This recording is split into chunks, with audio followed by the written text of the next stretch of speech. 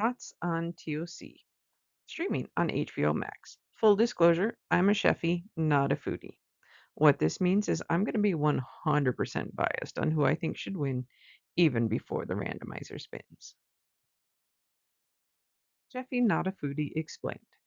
What this means is that for me, it's more about who is behind the knife than what's on the plate. I know that's not how it's supposed to be, and that's why I'm not a judge. Well, that and a million other reasons. Shows like Top Chef took us behind the apron. We were given the opportunity to see these chefs as actual people. Prior to this, all we ever saw was the plate in front of us. But knowing the chefs behind it adds an extra layer of flavor. These types of shows let us know more about them, and that helps us to understand their food as well. Food is a love language, and each chef serves it to us in different ways. Some dance on our tongue with spices, some tweeze their ways into our hearts, and some are just mad scientists, and all we can do is hold on tight and enjoy the ride. Full disclosure, as stated in the title slide, this is going to be 100% biased. These are my opinions. What are my qualifications to give these opinions? Like everyone else on the internet? None at all. That said, I'm still making this as a passion project. I have watched these chefs for years on so many different shows. I have a very repetitive job, which allows me to have background shows to keep me company. Other people listen to music. I have cooking shows in the background. I binge watch entire series while I play with numbers all day. It keeps me sane. So the opinions stated are 100% my own. The chefs I adore will be known. The chefs that are not my favorite, I will try and be tactful. This does not speak to the caliber of the chefs in any way. They are all so much cooler than I am, and I just want to use this time to geek out about them. Please enjoy. TOC, Tournament of Champions. Background. As I stated, 100% biased. There's no getting around that. I'm telling you repeatedly for when you're pissed later, you can come back and refer to all these slides. Thankfully, TOC is not. This show is hosted by Guy, see below. He created this amazing battleground for the chefs. Unlike other shows, the judges do not know whose food is in front of them. They don't even know who is competing. This keeps the judging as fair as can be, and it's purely on the food, which is how it should be. The chef testants are insane caliber, pulling from iron chefs to top chefs with some grocery games in between. People that would never compete on the same stage are going head to head. This is my sport bowl. I know all their stats, who their rivals are, and I cheer louder on a Thursday night than a Sunday morning. Then the most important part, the equalizer, the randomizer. It knows if you've been naughty or nice, and it doesn't care. It messes with them all equally. Post breakdown. This show is hosted by Guy Fieri, who recently had an accident, and we wish him a speedy recovery. I want to be honest, I didn't fully understand Guy until I watched Guy's grocery games. His outside persona is a 4th of July barbecue. Well, once you get to know him, you realize he's a Santa on Christmas Eve. He has such a huge heart and genuinely cares about literally everyone. He works so hard to bring joy and happiness, but doesn't do it in a flashy way. He's just behind the scenes like a magical kitchen fairy, helping to make everyone shine in the best way. Also in the picture is his son Hunter, who all the chefs watched growing up and absolutely adore. He gets to interview the winners after each round. Meet the Chef Testants Division A. Manit and Stephanie, Dale and Kevin. Manit and Stephanie, Chef Breakdown. Manit is the Dancing Spice Queen. She is a two-time champion of TOC and just a general rock star. She's a fierce competitor that hates losing. She is spicy in every sense. Stephanie is the first female winner of Top Chef and just an all-around good competitor. Dale and Kevin Chef Breakdown. Kevin is known as a Dragon Slayer. He was the first one to take down Brooke in TOC when no one else thought it was possible. Since then, he has been making a name for himself slaying dragons left and right. He came from nowhere and made himself known. Dale took me a while to write. He's a big personality. He works very hard to let people know why he belongs on the shows. Sometimes I think he forgets to have fun. Seeing him with Kevin is nice, and we get to see a more relaxed Dale, and that's refreshing. Marcus and Rachel, Graham and Giuseppe. Marcus and Rachel, Graham and Giuseppe, kind of group them together because it's kind of a theme battle. This is the battle of the long-standing vets and the rookie. Marcus and Graham have both been around the telly chef circuit for years, and they've both brought new to TV chefs with them. Marcus and Graham have been on both sides of the judging table in different capacities, sometimes cooking, mostly judging. I don't have much to say about these chefs other than I'm Team Graham. Marcus is well respected, and I have no issues with him. I just dig Graham's vibe. Sorry, not sorry. I told you this was biased. Now over to Division B, we have May and Nini, and Adam and Christian. Aylin is a beast in the competition scene. She does not come to play. She comes to dominate. She may be tiny, but she's deadly. Nini's finding her stride. She's had some really big competitions lately and just recently won Last Bite Hotel. Adam and Christian chef breakdown. Christian just cracks me up. To be honest, I couldn't tell you anything about his food. He just has this big, bold, joyful personality that he just brings life and laughter. And he could serve me a PB&J. Still be happy. He just seems like a good dude. I don't know Adam, but he seems fun. And he's friends with Christian. So there we go. Good guy. Oh, sorry. Is my bias showing? Michael and Brian, and Sarah and Damaris. Biased? Who? Me? This is Michael Voltaggio. The first picture I picked, he's not even looking at the camera because that's literally the essence of him. He's not here to pose, he's not here to do a thing, he's here to get a job done. The second one is a nice little picture of his face so you can actually see who he is. And then that's a picture of his tequila that he's selling. Currently, it's not available in my state. Um, but I'm putting a little shout out to it because you still got to support the boys. Michael is one of the power duo of the Top Chef brothers, Michael and Brian. We first met them in Top Chef. Michael won, and the world was introduced to a mad scientist that grabbed the cooking world by the throat and stole our hearts. From there, lit the cooking stage on fire with his fierce intensity and electric out of the box, hell, out of the kitchen dishes. Seriously, the stuff he does, insane. He doesn't even know until he's done. He's like, oh, that's pretty cool. It's been fun to watch him grow in the competitions. When he first started on TOC, he was so laser focused and intense, he would hardly speak until the task was done. He lived in his mind, not in the moment. This season, he's actually allowed himself to actually laugh with his brother, and that's nice to see. And the second part of the dynamic duo is the golden boy, Brian Voltaggio. He has an interesting competition run, and it's frustrating, and it drives me bonkers, and it took me a while to write this, and then I rewrote this because I don't want to insult any of the good competition chefs. Not what I'm going for. Not what I'm doing. Respect you, enjoy you, you guys all the time. That said, Brian, he's not a competition chef, although he does competitions. Not to say he can't do competitions, he just has a different way of thinking about the food. If Michael is the mad scientist, Brian is a surgeon. He's a professor. He's pure, cold, clean precision with a warm smile and an easy laugh. His track record in competitions does not represent his caliber. He always gets to the podium, just not to the top, which is maddening.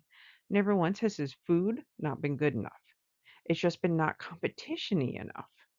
While the other chefs tailor their dishes to the stage, he never does.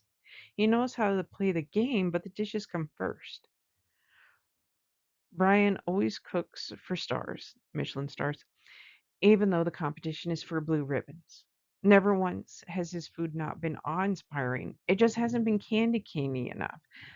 Duck does not need more candy cane. Sorry, not sorry. fact that he used candy cane and made it actually taste good with duck. Seriously. No, you know what? It's okay. I'm fine. It's fine. All good here.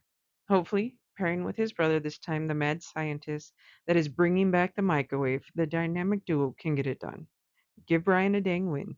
Everyone knows he deserves it. Sarah and Damaris. These ladies are both good cooking, down home Southern chefs. My friend actually got to meet Damaris when she was an audience member of a show Damaris was judging. She's just as amazing in person as she is on TV. Southern charm for the win, y'all.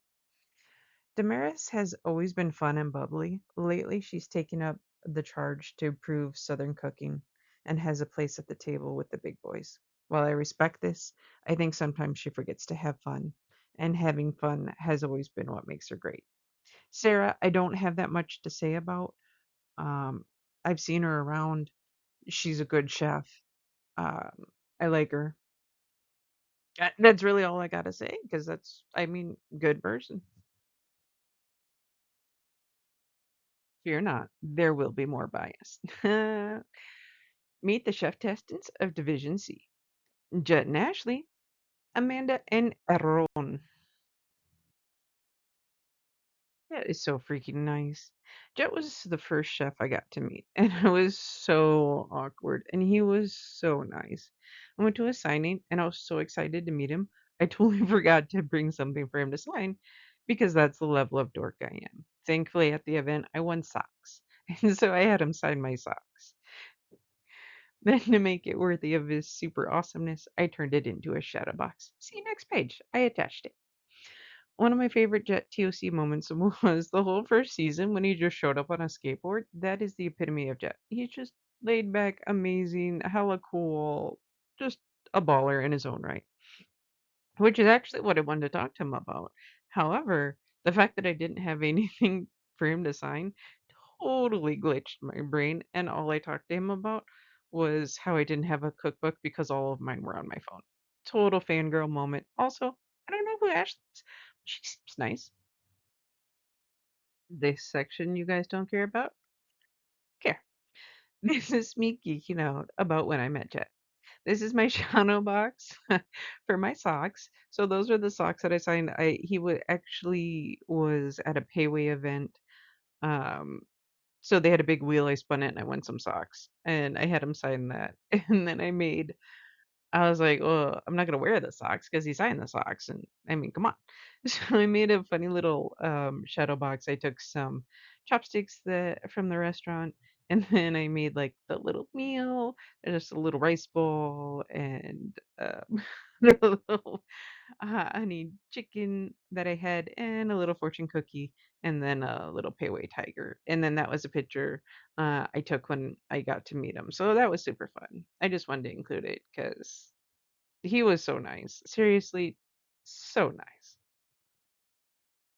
Mande and Aaron Chef Breakdown. These two are just good, solid, amazing chefs. I watched them over the years and enjoyed them. They're strong competitors and fair judges. I mean, that's really all you can ask for. I wish them the best, but unfortunately, their first battle is against Jet, and well, I know him. Not really, but I stood next to him once for 2 minutes, and so he gets my vote. Sorry, everyone. You're super cool too. Britt and Jonathan, Lee and Zach. Jonathan breakdown. These two are just the best.